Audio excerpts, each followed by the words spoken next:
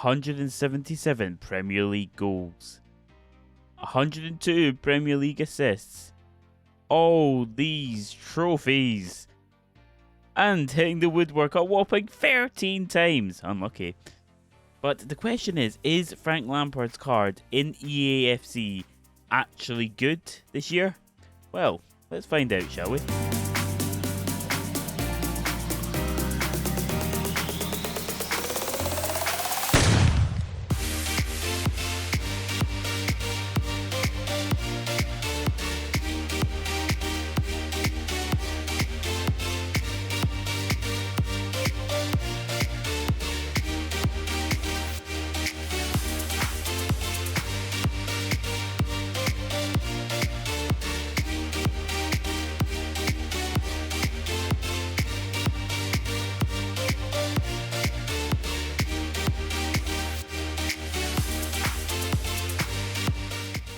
So this is the team that I used Frank Lampard in. I did use him at cam in a 4-2-3-1 in game, and you know what? He was solid. He was absolutely solid. One of the things that I really enjoyed about this card was his long shots. The fact that I felt like I could shoot from anywhere.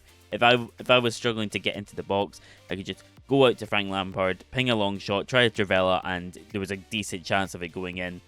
Now, he does have a playstyle with the power shot. I'm not particularly great at power shots, I ain't gonna lie. Someone that's better at power shots will most definitely be able to utilise this trait so much better than what I can. And one thing you'll notice as well is I did put an engine on him. I did feel like he needed that boost in agility and balance. So I feel like if you're going to be using this card, kind of really in CM or cam, an engine is essential. If you're using him in DM, I can understand using a shadow to give him an extra pace boost, but then also that defensive boost as well. Now, obviously the versatility, yeah, you can play in all these positions at the start of a game, but you can move him about if you need to. And with his weak foot, I did feel like this was almost 5-star, to be honest with you. I didn't really notice the weak foot at all. And skill moves, I feel like, is a fair compromise. I feel like if you're buying Frank Lampard, you're not buying him for the skill moves, so it doesn't make sense for them to be too high anyway. He wasn't known for his skills, so it makes sense. And the acceleration type of controlled length, they definitely kind of made him feel faster in game. I don't know if that's actually a feature of controlled length here. I'm guessing it is, but that's how it felt in game. He just felt like, you'll see in some of the clips, he just kind of outpacing some people, particularly on the wing at times. So he was quite solid. And in this team as well, we did have some other standouts as well. I may do some reviews on these guys. Carvalho was unbelievable. Mario Gomez, oh wow. And Alex Scott as well was a bit of a surprise. I wasn't sure if she was going to be good or not, but she was very, very good. So all players that I recommend buying that have decent price tags on them. And obviously, as already stated, I really enjoyed using this card.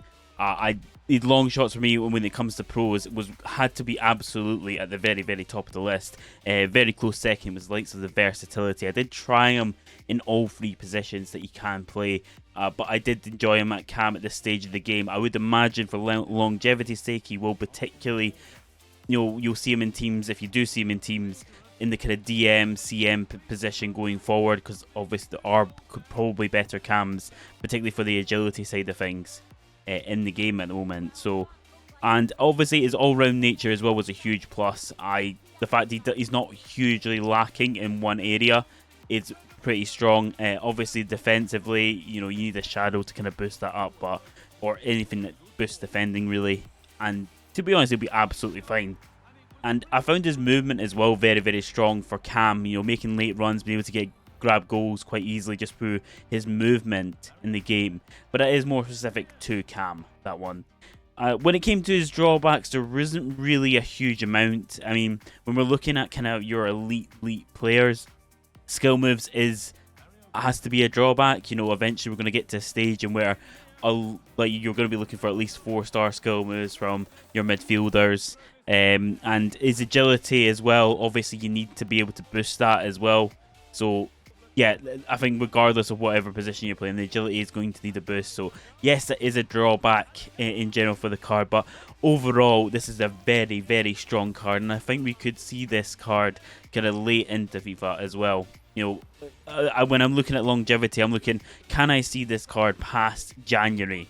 Really, when we've got the team of the years come out, can I see the card still? And I think I can. So when it comes to looking at a rating for this card, I feel like a 7.8 is quite a fair rating.